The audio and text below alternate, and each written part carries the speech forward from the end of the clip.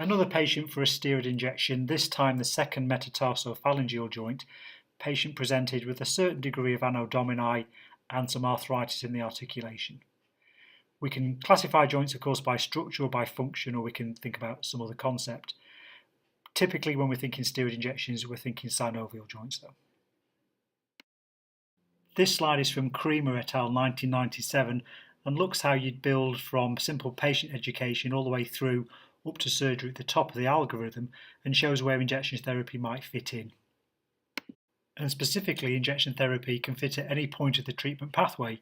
It can be right at the beginning, you can do it after you've tried different analgesia, you can do it before or even after surgery, particularly if you have some form of surgical complications such as adhesive capsulitis or a tight scar or some reduced range of motion. Second metatarsophalangeal joints themselves, they've got a small cubic content, and because you've got the first and the third MTPJ in the way, they can be a little difficult to inject, but we'll show you one coming up next. So this young gentleman, we'll keep him anonymous for the purposes of today. Is that okay then, Robin? Mm-hmm. So that's where the x-ray shows that you've got a little bit of arthritis. So there's a little bit, I've just taken a picture of the underneath of your foot, so I'm just going to insert that into the video in a sec. You are a little bit lacking of padding underneath. You're actually taking the pressure quite heavily, Robin, underneath your fifth toe knuckle and your first. So if anything, you're not taking the pressure across the ball of the foot evenly, which is interesting.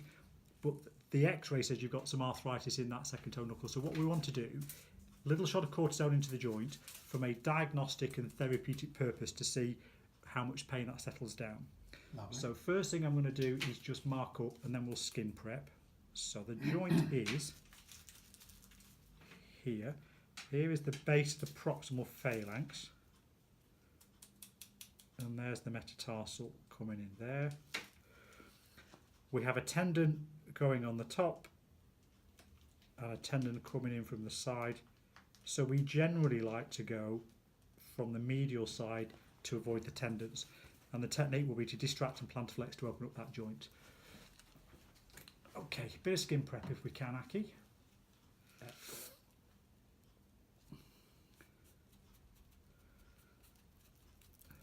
Gauze, excellento. Right, sir. Thank you.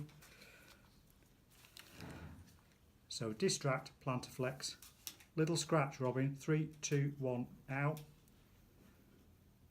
Okay, so I'm up against bone there.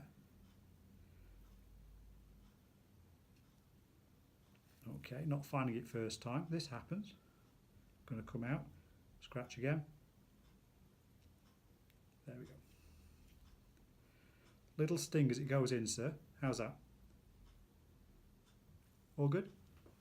I've been stunned into silence at that end, sir. This is great. I've not been able to shut him up for the last 20 minutes. If I'd known it was an injection. Okay, a little bit of claret. A bit of a plaster.